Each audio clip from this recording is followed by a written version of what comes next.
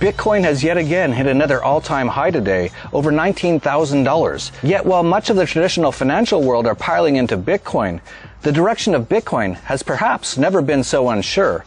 I posited my conspiracy theory of how Blockstream and others may have surreptitiously hijacked Bitcoin, but whether that is the case or not, one thing is absolutely for sure.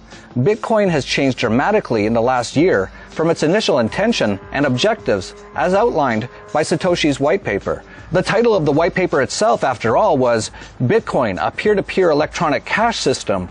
And now, according to many of the Bitcoin core developers, Bitcoin's objective is no longer to be an electronic cash system. This is a massive change that seems to have gone unnoticed or unchallenged by most. Yet it could potentially mean the death of Bitcoin. Many of Bitcoin's detractors like to point out that Bitcoin has no intrinsic value. Of course, nothing has intrinsic value, so they are making a non-argument from the get-go. But when pointing out why Bitcoin has subjective value, some of the main points were: it's a digital cash that facilitates transactions perfect for the digital age, it's cheaper to use than traditional cash and transfer systems, and it's faster than traditional cash and transfer systems. Now, with the direction Bitcoin Core is taking Bitcoin, none of those points are fully true any longer. But all of those points would still be true if the Bitcoin block size was just increased from 1 megabit to 8 megabit. And as a reminder, 1 megabit is less than what was held on this archaic storage medium from the 1980s. Bitcoin Cash forked from Bitcoin on August 1st in a dispute that the block size would fix the speed and cost problems associated with Bitcoin's growth. And it has been partially proven right. Bitcoin Cash transaction fees, on average, cost less than 20 cents US, while the average Bitcoin transaction fee sits over 100 times higher at around $21. And Bitcoin Cash confirmations take on average 8.5 minutes, while Bitcoin confirmations take at least an hour on average. Plus, Bitcoin Cash can do roughly 31 transactions per second, while Bitcoin can only do between 4 to 8 per second, even with SegWit. Yet Bitcoin Core proponents say that increasing from the ludicrously tiny 1 megabit to 8 megabit is too dangerous. Instead, they've created an entire mishmash of very convoluted and complicated sidechains that, so far, have not fixed the cost and speed problems. And that's assuming they even want to fix those problems. According to many core developers, they think high transaction fees are a good thing and show the value of the network.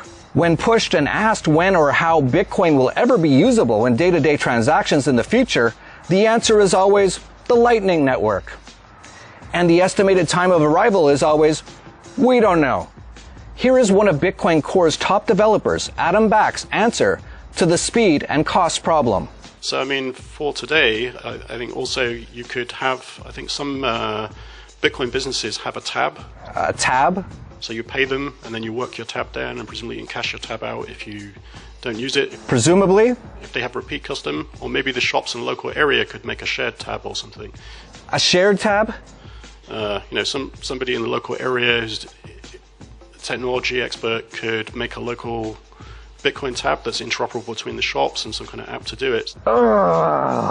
Yes, that was his answer. And scarily, he did not appear to be massively intoxicated.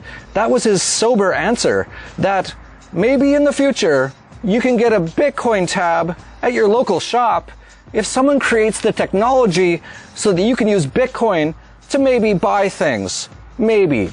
In the meantime, Bitcoin is the DMV of cryptos.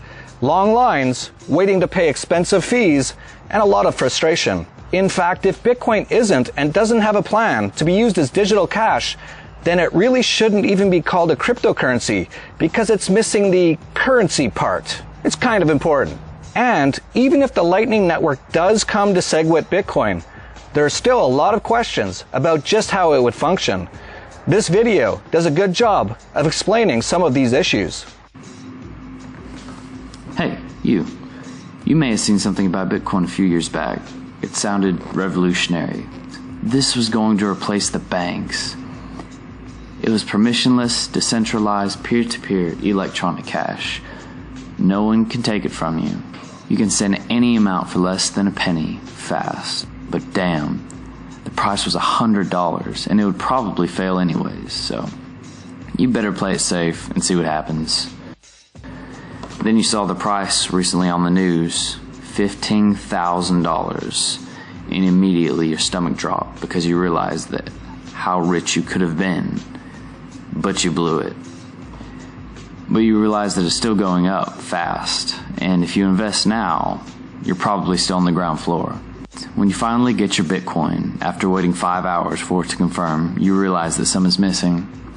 Turns out that your small investment of $30, $15 went towards the transfer fee to put it in your wallet.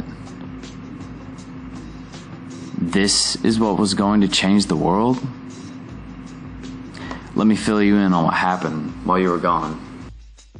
Transaction fees have risen because of the block size. The block size is 1 megabyte currently and only allows for a few transactions per second to take place. Many more happen than this, so the people who pay the highest fee get to go first in line. On December 12, 2017, at the time I'm recording this video, the average transaction fee today was $24.40. This problem only gets worse with time and as adoption spreads. Instead of raising the block size again, the development team has decided to go for a second layer called the Lightning Network. It promises instant transactions, super low fees, and this is the basics of how it works. Let's say me and you transact regularly, so we open a channel for 2 Bitcoins. I send a Bitcoin and you send a Bitcoin to a multi-signature address, where it's temporarily locked away. Now we are free to trade 2 Bitcoins back and forth with no fees, as long as we both sign each transaction.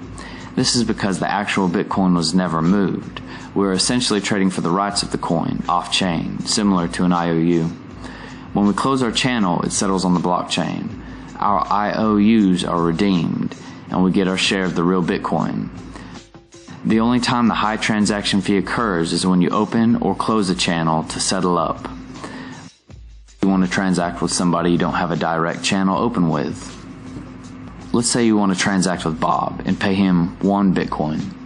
Bob does not currently have an open channel with you, and you don't want to have to pay the fees to open another channel. It turns out that my first cousin Sam has an open channel with Bob. You could send the payments through our channel and use the channel I have open with Sam, and finally from Sam to Bob, paying me and Sam very small transaction fees for using our open channels. This is ideally how the network would work, hopping from individual to individual until your transaction meets the intended recipient. But it turns out if Sam isn't as fortunate as us, and our channel only has 0.5 Bitcoins deposited, this won't work. There has to be enough loaded on each channel along the way for it to be used, and the network must find another route. Luckily, it turns out that Bob and you both eat at the same pizza shop regularly enough that you both have open channels. The pizza shop has plenty of Bitcoin in its channel and is 1 less hop than the last example. Bob gets paid, less fees for you, and the pizza shop gets a reward for providing a useful service. Everyone wins. Or so it would seem. A problem with the system is the requirement to preload every open channel you have ahead of time, with what you assume will be the upper limit of your spending habits with that channel. It's more convenient to have 1 open channel and a large amount of Bitcoin to a well-connected party that consistently has more money than you, so you can always route through.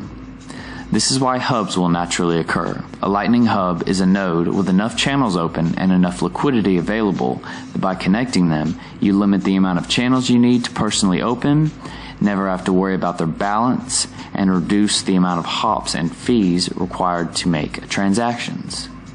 Unlike miners, who don't actually transfer value, these hubs will likely be classified as third-party settlement organizations, being subject to heavy financial regulation laws such as KYC and AML. Also, unlike on-chain transactions, there is a chance of theft in this system. If another party attempts to broadcast a channel in an old state, they can try to steal your Bitcoin if you can't catch them in time. For this, you will either need to run a full Bitcoin node that will always be online to monitor the transactions yourself, or hire a third-party service to do this on your behalf.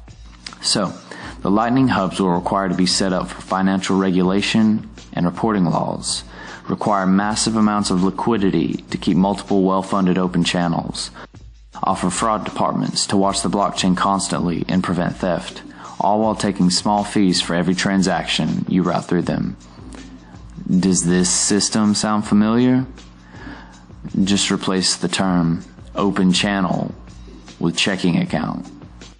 These Lightning Network hubs will be ran by the same financial institutions the Bitcoin was made to challenge. The banks aren't fighting Bitcoin because Bitcoin will be the new banking system. Bitcoin needed no middleman. There was no fraud to detect, no permission to give, no transaction to reverse, no fees to collect. So it had to be broken to need them. And the worst part is, you won't have a choice. Either give up your freedom and use the Lightning Network, or be subject to double or even triple digit ever increasing fees for every move you make on the blockchain. The truth is, the 1 megabyte blocks restricting Bitcoin are purposely kept there by the developers. The absurdly high fees and long waits create a demand for a solution, and the solution they give us is the banking industry. The block size restriction was placed as a temporary safeguard by Bitcoin's creator, Satoshi Nakamoto. As soon as the blocks were close to being full, it was to be raised again. Satoshi mysteriously left the project in 2010, but before he did, he left instructions on how to raise the block size and left Gavin Anderson in charge of the project. When Satoshi left, institutional money started to make its way in and take control, and a company, Blockstream, emerged. Over time, it happened that a large portion of the development team was part of or hired by this company, and when it came time for another block size increase, there was a portion of the developers that thought this was a bad idea. This just so happened to be the same group of developers that worked for Blockstream. The story of how Blockstream took over is a long and strange one, and I'll have to cover it in another video. But with massive amounts of censorship, organized attacks, and manipulation, Blockstream managed to take primary control over the development of Bitcoin, and force out any of the developers who opposed their choices, and gave open arms to the ones whose opinions are aligned. Ever since then, the fees have exponentially risen, the confirmation times have grown from minutes to hours to days, and the merchants are dropping support at a rapid rate. The block size should have been raised long ago. It could be raised for years without any risk of centralization, giving us time to find other solutions. But it won't happen, because Blockstream states that they plan to turn a profit by selling sidechains to businesses, allowing them to accept custom Bitcoin-backed chains that aren't subject to Bitcoin's high fees, taking small fees for every transaction, fixed monthly fees from the businesses, and selling the custom hardware needed to run them. This model is far more profitable if Bitcoin doesn't work properly. If the fees are low and no one wants their sidechains, then how will they pay the $74 million back to the corporations and big bankers who have invested? The ones who benefit from the Lightning hubs. This amazing technology, designed to give freedom, stability, and power to the people around the world, has been ripped apart and destroyed for power, control, and profit. But it's okay, because we're going to the moon. And while we wait for the Lightning Network, unconfirmed transactions continue to pile up. You can see the list in real time here. It's currently over 150,000 transactions that are in the queue waiting. And across the world, businesses based on Bitcoin being usable as a currency are either going out of business or having major problems. We ATM operators are where the rubber meets the road with new users, and I increasingly find my days filled with explaining to angry customers why $15, in addition to normal commissions, instantly goes up in smoke just by making a purchase. This is not sustainable. We're excited to have Roger Ver and lead developer of Bitcoin Cash, Amaury Séchet, as speakers at the upcoming CryptoPoco conference at Anarchapulco right here in February. As well, to ensure fairness, Bitcoin Core proponent Trace Mayer and Bitcoin Core developer Jimmy Song will also be speaking at the event. Discussions could get heated, and rightfully so. The stakes have never been higher. This week, I had the opportunity to interview Amaury Séchet, the lead developer of Bitcoin Cash, about all these issues. You can see it all right now. From Acapulco, Mexico, this is Anarchast. Hey everybody, welcome to Anarchast, your home for anarchy on the internet. I'm really excited to have on our next guest. He's a first-time guest. His name is Amaury Séché. He's the lead developer for Bitcoin ABC, which is the sort of the lead implementer of Bitcoin Cash. So many of you might know what I've been saying about Bitcoin and Bitcoin Cash over the last month or so, saying that it looks to me like Bitcoin itself is, in some degree, been taken over by the globalists, and definitely in one way or another, it has been moved away from its initial idea of becoming digital cash, and now they're trying to posit it as something like Bitcoin Gold. And of course, we've seen Bitcoin Cash break off from Bitcoin on August 1st in the fork at that time, and Bitcoin Cash is trying to adhere to what Satoshi Nakamoto's initial white paper talked about, which is becoming a digital cash. And they've started doing that by increasing the block size to 8 megabit, whereas Bitcoin SegWit, as I call it, the original Bitcoin, has not increased their block size. It continues to have long periods for transactions, and it also has high transaction fees, which they seem to think is totally fine, which is not what the initial idea of Bitcoin was. And so there's been a lot of people, and especially a lot of anarchists, sort of moving towards Bitcoin Cash because of that. So I'm really happy to have Amaury on, and he's coming in from France. And but before we get started, Amaury, I got to check your street cred. How did you become an anarchist? So I'm a very, logically minded person. I like when things make sense logically. And for a very long time, I was very confused in my personal philosophy because there was a lot of self-contradicting idea, in the philosophy out there. Maybe, like the most obvious one for people that are going to be anarchists is, you cannot steal, but, there is taxation, and it's just like another name for the same thing, and suddenly it's okay, and it's even presented as a virtue, in many spaces. So all of that wasn't really, sitting well in my mind. It's like self-contradictory, and so if it's self-contradictory, it must be wrong. And this is kind of like the first seed, and then you start reading around there, and at some point, I discovered the voluntarist or anarcho-capitalist philosophy, and I was like, yeah, this is like the different pieces, fall together, and that's great, very cool. And you've been the lead developer on Bitcoin Cash, which is really interesting. So, why don't you tell us, why did this all happen? Why are you doing Bitcoin Cash, and even give us a little bit of your background on being a programmer? Yeah, so I'm a programmer. My diploma is in the distributed system and telecommunication and this kind of stuff. I've been a programmer.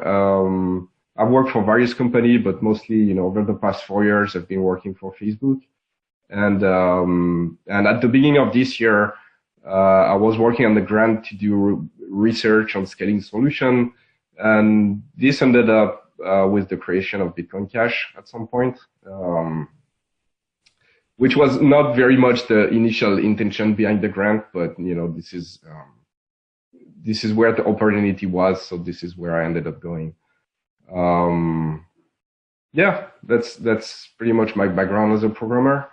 As for Bitcoin Cash, this is a debate that is actually very, very old, that predates Bitcoin by a long time, right? So the basic problem is that the more transaction there is on the network, and the more computing resources it takes to process all the transactions. So the more expensive it is to, be an actor in this network that process all the transaction. And when you have a resource that is scarce, some people think that it's better to create a market for that resources and have the market manage it. And other people think that it's better to have a group of experts that says, here is the amount of resources that need to be consumed, and you cannot consume any more of that. And this is a debate that, this is a debate that is way older than Bitcoin, that is probably, as old as, people trade and organize in societies.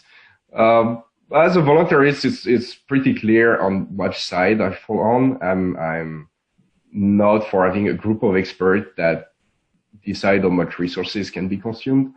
And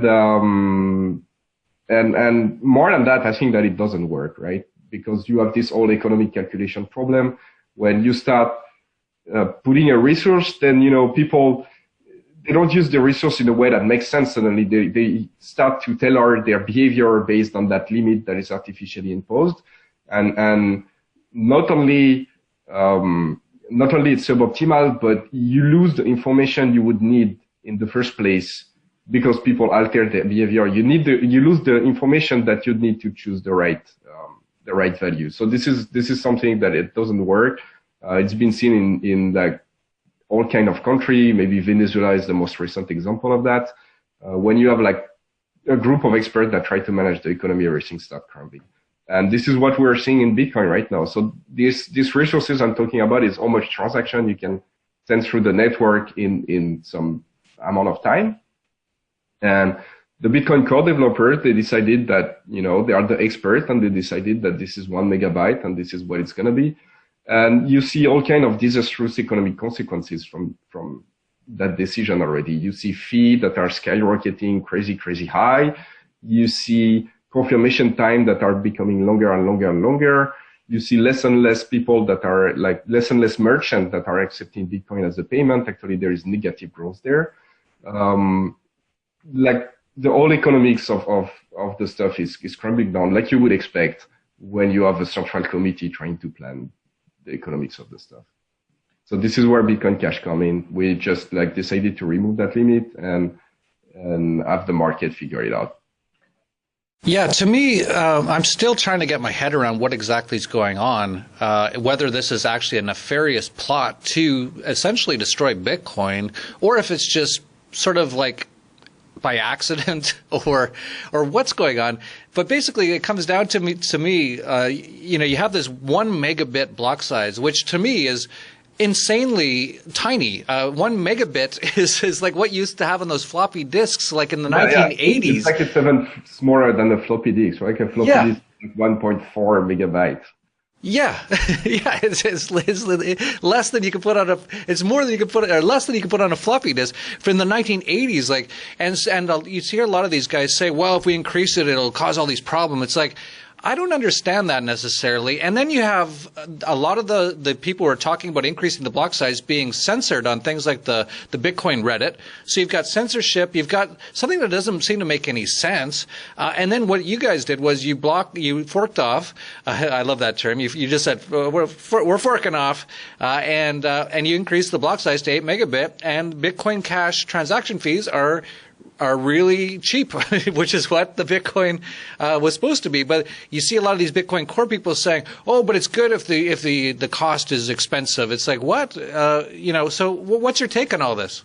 So, in some respect, there is a bit of truth to that. The fact that the fees are crazy high means that there is a very high demand for Bitcoin. So in that sense, this is a sign. I mean, this is not good, but this is a sign that there is very high demand. On the other hand, this should be also a signal for the market that the prices are crazy high, so you need to increase the capacity, right? So if you have a business and you produce, say, widgets, it doesn't matter what, right? And people are willing to pay more and more expensive price for your widget, and this is a sign that you're not producing enough widget and there is too much demand for them. And so if you're a smart businessman, you would, maybe, make extra factory or, contract someone that have extra factories or whatever, right? Like you would find a way to increase your production so you can sell more widget, and maybe, each of those widgets would be less expensive, but overall, you would make more money. This is how the market is supposed to work. So this high fee show that there is very high demand, but it also show that this is dramatically needed to increase the capacity. Where I don't know if it's like, sheer idiocy or, like just a socialist mindset in general, or if there is a bigger plot behind that. This is very difficult to prove either way. I mean, it can be both. And at the end of the day, it doesn't really matter. We need to fix it. So absolutely. But it is interesting. I really wonder what is going on. And you have smart people like Trace Mayer who come out on the side of Bitcoin Core, and We're actually going to, just so everyone knows, we're going to have you come and speak at an Acapulco, and we've also made sure we have enough people from Bitcoin Core there as well, because we don't want to, I'm still not sure exactly what's going on, but we definitely need to find out what's going on fairly soon here. So we've invited Jimmy Song, which is one of the top Bitcoin Core developers. He's also, as far as I know, pretty much a voluntarist, so we're quite comfortable in having him there. I'd like to avoid having any sort of statisters or people like that involved in any way in anything we do, because they're just downright evil sort of people. We don't want anything to do with evil. And so we're going to have Jimmy there. We're also going to have Trace Mayer there. So those are two people who are very pro-core. But we do need to figure out what is going on here, because it just doesn't seem to make sense. They say, okay, we're going to do SegWit. And it's like, well, why? Why not just increase the block size? Like, you're a developer. Like, do you understand what they're even trying to do? Yeah, so what they want to do is this technology called Lightning Network. And SegWit is like kind of like the first step toward that. And Lightning Network is a technology that allows you to do transaction off chain and just, send a transaction on the chain maybe once a month or, like once in a while. And they have very high expectation. I think they have unrealistic expectation on how well this system is going to perform. If you watch at the initial presentation of that system, this is a presentation by Tajria and Joseph Poon, and in that presentation, Joseph Poon makes some assumption and back to develop calculation, and he says that if you want to serve the world with such a system, it would reduce the need for the block size from blocks that are roughly 1 gigabyte to blocks that are maybe 300 megabyte or so. So I think Joseph Poon is optimistic in his estimation, but his estimation, makes sense. Thinking that you can do it with 1 megabyte block is just like completely unrealistic. Yeah, that's not gonna work. Like, literally, like if you compute, it would require decades for 1 billion people to open a channel on a system like that. Like, I think Ryan Eggshall made the computation, I think it's like 30 years or 40 years or something like that for everybody in the world to be able to open a channel on such a system. And with a 1 megabyte limit. So it's just like it doesn't work. But, I think some people have bad intention. Some people convince themselves that this is actually a good idea or that there is no better idea. But, you cannot fix people. What do you think about this Lightning Network? Because when I talk to some people, they will say, well, there's SegWit now and it's getting better. And it's like, well, I haven't really seen that much improvement in terms of speed or cost since SegWit has come in. And then they go, well, then there's going to be Lightning Network. And then it's like, well, when's that coming out? And they're like, well, maybe in like a year. It's like a year. Like, why not just increase the block size? They tend to oversell their stuff. And I don't know if this is because they deceive themselves and they have too high expectation, or they're actually, overselling for the sake of overselling and staying in some position of power. But they are clearly overselling. I had discussion with core developers several months ago before SegWit was launched. And I was trying to explain that, you would not see any significant capacity increase from SegWit within the first few months. And this is what we see right now. I think SegWit have been activated for 4 months or so. And you see like not even 10% of capacity increase from it. So, I think they just have unrealistic expectation on what those systems are going to perform. And I think we have a system that have been working for years now that have performed extremely well. This is the system that made the success of Bitcoin. So, let's do that. This is something that works. This is something that is proven. Yeah. So some of the people have, you go on the internet and you see people saying, "Oh, Bitcoin Cash is trash," and they say things like, actually, I don't understand what their negativity towards Bitcoin Cash is. I think there's something about it's not decentralized enough. I'm sure you've heard of some of the negative things said about Bitcoin Cash. What would your response be to that? Yeah, so what they fear is that because it requires more computing resources to process a higher number of transactions, What they fear is that less people are going to be able to run those computers that verify the transaction because they are more expensive to run. And as a result, there are going to be less of them and the network is going to be more centralized. I mean, this is true to some extent. Where I think they are wrong is that they are looking at this decentralization stuff as the only metric to optimize. But if you have a optimally decentralized system that is not usable, then you have not created a lot of value, right? So you need to create a system that is useful and then make sure it's decentralized enough. And this is where like they are willing to cripple the system to keep it more decentralized. It doesn't make a lot of sense, because if it's like you have a vault and you put some garbage in it, then why do you have a vault, right? Like you need to have something, you need to have something valuable to protect. Otherwise, there is no point protecting it. Right. Yeah, that's a great analogy. If you're going to just put garbage in a vault, why have a vault? There's nothing there to protect. Yeah, so that's what it's really coming down to. What's your take on how it's been going so far? We've now had Bitcoin Cash since August 1st, so we're it's hard for me to do the math, 9, 10, 11, 12, 4 months. We're about 4 months into it, and SegWit for 4 months. What's your take on how things are progressing? Are you happy with how Bitcoin Cash has gone so far? And what's your take on Bitcoin itself as well? Or where do you see that going with SegWit and Lightning Network? Or do you think it's going to do well or not? Let's talk Bitcoin Cash first. I think it's done extremely well, right? This is I think the highest valuation for a coin at launch ever. And since then, we saw a lot of growth. It's a bit dwarfed because Bitcoin is in such a bull run right now that most of the eyes are on it, right? But Bitcoin Cash launched at like 500, and it's at $1,500 right now.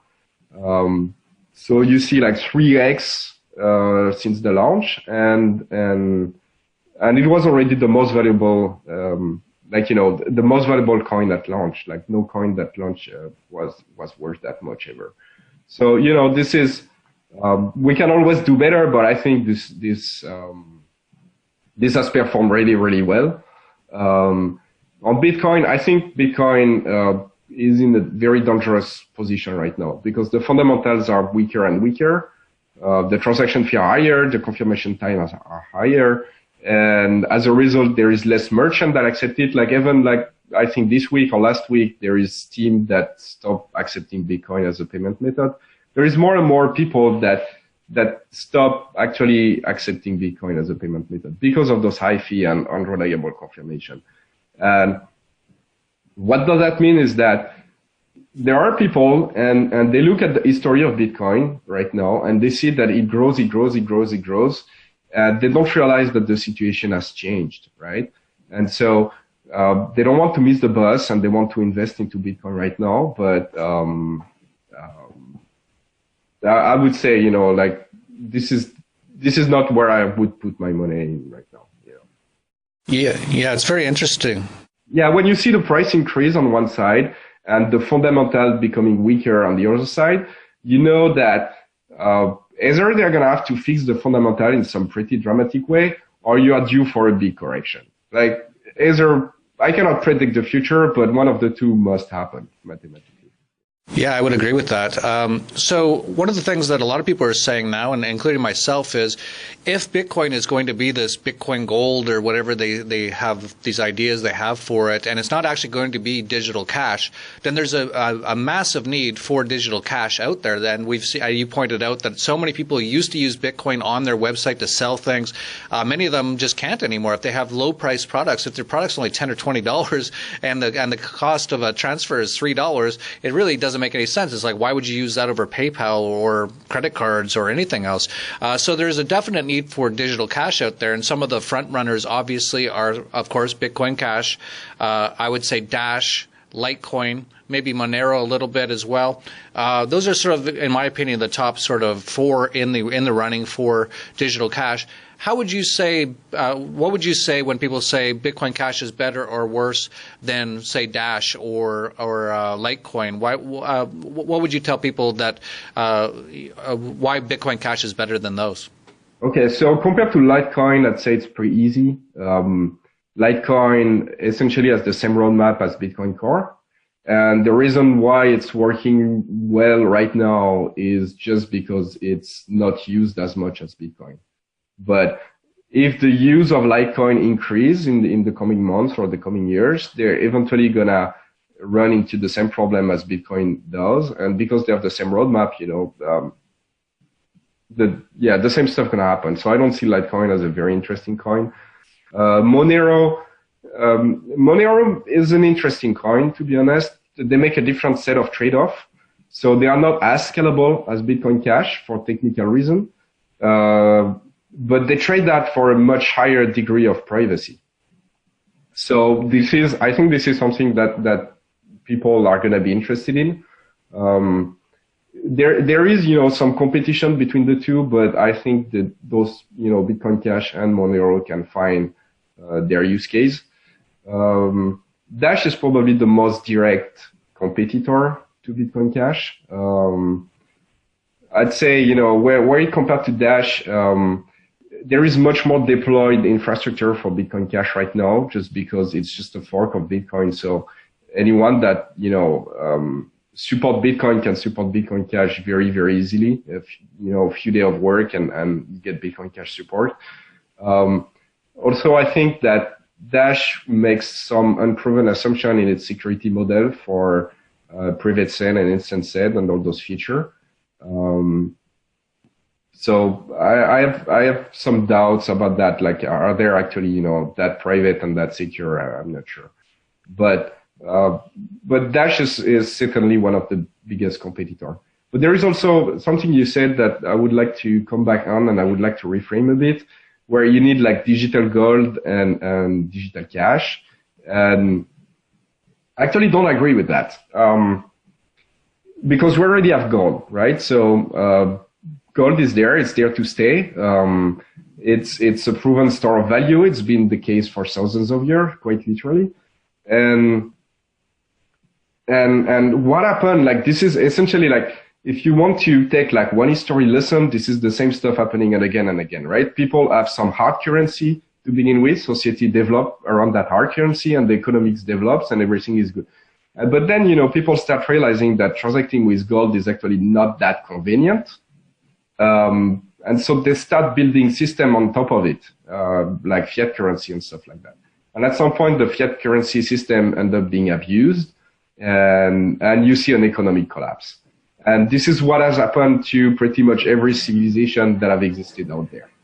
And so if you want to break that cycle of human civilization growing and then collapsing, we need to have a currency that is that have both the good characteristic of something like gold and also the convenience of something like cash, right? And separating the two is why we ended up in that cycle of stuff breaking up again and again. I don't see a lot of value in a cryptocurrency that would be digital gold, because we already have gold, right?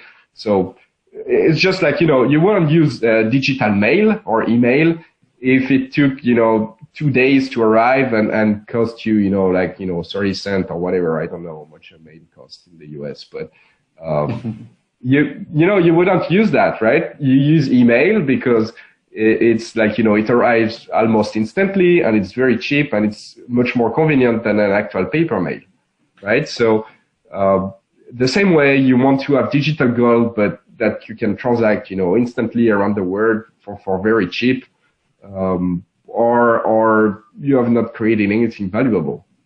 Yeah, no, I in general, I agree with you that this is very dangerous where they're taking Bitcoin right now. And that's why I question if this isn't being done on purpose to try to destroy Bitcoin. Because if Bitcoin does not have any of its sort of digital cash properties, this has actually been one of the sort of things that people who hate Bitcoin have said to us in the past is, what really is backing Bitcoin? And it's like, well, it's a transaction currency. It's actually cash. It's, you can transfer value across the world in seconds for almost no cost. That's the real value of it. If you take that part away from it, then what is the real value of it? And it's going to be very interesting to see what happens in the coming months and years, to see if Bitcoin has major problems at some point, and maybe it will be on purpose, and maybe this is all being done by the globalists and the banksters to try to destroy Bitcoin, because after that happens, they can come out and say, well, don't ever touch cryptocurrencies again. Just you better trust our central bank cryptocurrency now, and so that might be part of their big plan. Yeah, that's one of the stuff that scare me a bit, is like the direction they are taking in Bitcoin right now is I think not very sustainable. And if the whole stuff crashes, it's going to be a big step back for the whole crypto market, I think, because a lot of people are going to, associate all the cryptocurrency, and if like the biggest one doesn't work, then yeah, absolutely, that might be part of their plan. We need to regain a lot of trust from the public, right? So a lot of people think that's orchestrated. I don't know. I don't like to make. I like to have very much, like fact-based, like I'm a bit of an engineer. So I don't make that much assumption. That's definitely possible that it's intentional. That's definitely possible that it's just like sheer stupidity. And that's definitely possible that it depends on the people. Maybe some of them are actually doing it intentionally, and some of them, are just going along with it, not realizing what's going on. Yeah, absolutely. For people out there, I wrote an article on the Dollar Vigilante. I'll put a screenshot up of it now. It's called "The Globalist Plan to Blame Bitcoin for Biblical Level Collapse in 2018." So I actually think I can sort of see that they're planning to, whenever this next financial crisis happens, and there's going to be one, absolutely, and it's probably going to be in 2018, I think they're going to blame it on the cryptocurrencies. So there's a lot of crazy stuff going on. So definitely be wanting to pay attention to all this sort of stuff. So as the lead developer for Bitcoin Cash, is there anything that you can tell us about upcoming developments with Bitcoin Cash? Anything going on with your development? Yeah, so I think the two most interesting stuff that are going on right now when it comes to the development, the first one is Cash Shuffle. So it's a privacy feature that is right now in alpha. It's in alpha, right? So you can use it, but be careful. It's just the beginning. So we want to have more tests around it before deploying it by default. But Cash Shuffle is a system that when people send transaction, rather than sending the transaction directly on the network, the transaction is gonna be sent to some server, and the server is gonna take the transaction from several people and mix them all together, so you don't really know, what money of what person is going where. And this is done in such a manner where you don't need to trust that server. So that server cannot, steal your money or anything. And so this is a feature we want to deploy by default in many wallets, maybe in the coming year or so. Right now, this is just the beginning. But I think this is interesting. The second stuff that is interesting that is going on is maybe the address format change. So that Bitcoin have those 1 plus a bunch of numbers and letters behind them. Bitcoin Cash is used the same as Bitcoin right now, and it's creating a lot of confusion for users because they're saying Bitcoin to Bitcoin Cash address or Bitcoin Cash to Bitcoin addresses, and people get confused. So we want that stuff, to be really ubiquitous. You don't want your payment experience to be something exciting, right? You want your payment experience to just, go through and you get whatever you paid for, and that's done, and you forget about it, right? So we want to remove like this kind of bad aspect of their experience, and one of them is like, I am sending the right currency to the right address. We don't want people to be wondering about that, so we are changing the address format. It's coming in January.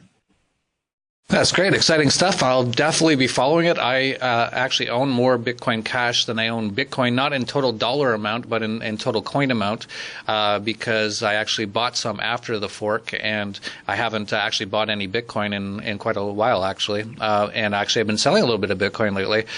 So I definitely am thinking that Bitcoin Cash might do better than Bitcoin over the next few years, but we'll see. There's lots of stuff going on. Who knows what's going to happen, but it's exciting times to be in the cryptocurrency space. And for that reason, you should definitely come check it out here in Acapulco, Mexico in February. We're going to have an Narcopoco from February 15th to the 18th. On the 18th is an all cryptocurrency day called Cryptopoco. And then the day after that, we even have the Dollar Vigilante Summit, which is a whole full day just based on finance and economics and investment and things like that. So from February 15th to the 19th, a full 5 days of stuff to come. And Amaury, you're going to be coming here to speak at Cryptopoco. Really looking forward to that. Is there anything else you want to let people know? Maybe your Twitter handle or anything you want to let people know? Yeah, so I'm known at the Diddlenix, DALNEX pretty much everywhere, on Twitter, on GitHub, on whatever. If you see that handle somewhere, it's very, it's probably me or someone trying to pretend there is, someone trying to pretend they are me. So if you want to, know about me or follow what I do, Diddlenix, DALNEX, and you're gonna find me. Except that, excited to go at Acapulco. Many people there that I've met, in other contexts before, but meeting them all together there is kind of exciting. There is, I think, Rick Favingate, that is from the Pirate Party, that is also involved in Bitcoin Cash. There is also Vit Jedilica from Liberland that I've been following, as a European. That seems like a very, very interesting project to me. There is like a ton of people, Roger Ver, obviously. So I'm very excited about going there. And as for Bitcoin Cash, maybe Reddit or BTC or Bitcoin Cash to get news about that. Various people, I don't know, follow Roger Ver, follow Jianhu, follow myself, follow whoever on social media, and you will get news about that. That's pretty much it, I guess. That's great. Yeah. And, there's going to be so many amazing people in Acapulco. And just so you know, just yesterday, I've been so busy with everything going on in the cryptocurrency space that just yesterday I asked our people, I said, how many people have registered for Acapulco so far? And the number they told me, it's already way more than registered last year. And we still have 2 months to go. And most people registered in the last few months. So it's going to be absolutely massive this year. So if you're out there and you want to go, definitely make sure you register soon, because it looks like almost everything is going to sell out. They can only hold about 1,500 people total at the hotel. At the conference room, and it looks like it's going to be around that number. So definitely, if you want to make sure you get go to narcopoco.com and register. And I'd like to thank Amaury Seiche for coming on and telling us about Bitcoin Cash. Very interesting. It's going to be very interesting times ahead. It'll be interesting to see where we're at even in February in Narcopoco. I'm sure lots of things will change by that time as well. So if you like this video, please like, subscribe, share down below. Yeah, go ahead. I said this is moving crazy fast, so I expect to have a lot of news and new development that are going to be going on since, when Acapulco happened. I mean, and then, the whole space is moving at crazy speed. So, Yeah, absolutely. Yeah, like 2 months is like 20 years, 10 years ago. Yeah, it's like 2 days is a lot. Like if you're gone for 2 days, like so many things can change. There's so much stuff happening. So if you like this video, please like, subscribe, share down below, especially share it with people who don't understand exactly what's going on with Bitcoin. I think Amaury gave a lot of good information on what has been going on and what you need to know, especially if you're a freedom lover and if you're not a fan of governments and central banks, you want to know what's going on in this space. So that's it for Anarchast, your home for anarchy on the internet. Peace, love, and anarchy. The most important and profitable investment conference in the world is returning in February 2018. In 2016, the TDV Internationalization and Investment Conference, led by world-famous investor and freedom fighter Jeff Berwick, focused on Bitcoin when it was at $400.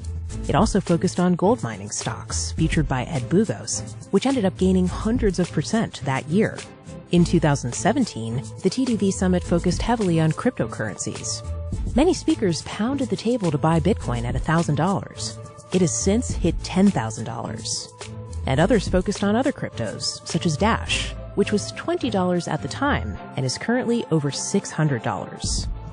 If you attended the last 2 years and took advantage of all the information you learned, you would have become wealthy. And on February 19th, the TDV Internationalization and Investment Conference is back.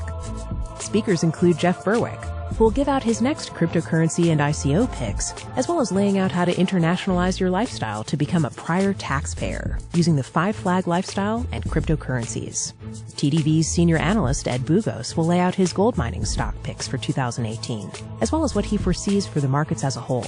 David Morgan, the most respected silver analyst in the world, will give his insights on where silver is headed in 2018. Vix Ware of RoadToRuta.com will expand on cryptocurrencies and precious metal strategies. Other speakers include G. Edward Griffin, Jeffrey Tucker, Roger Ver, Trace Mayer, and more. The TDV Summit is held on February 19th, and we recommend coming to Anarchapulco from February 15th to 17th, and Cryptopulco on February 18th, for 5 straight days of freedom, inspiration, investment ideas, analysis, and recommendations. You can find out more at tdvinvestmentsummit.com.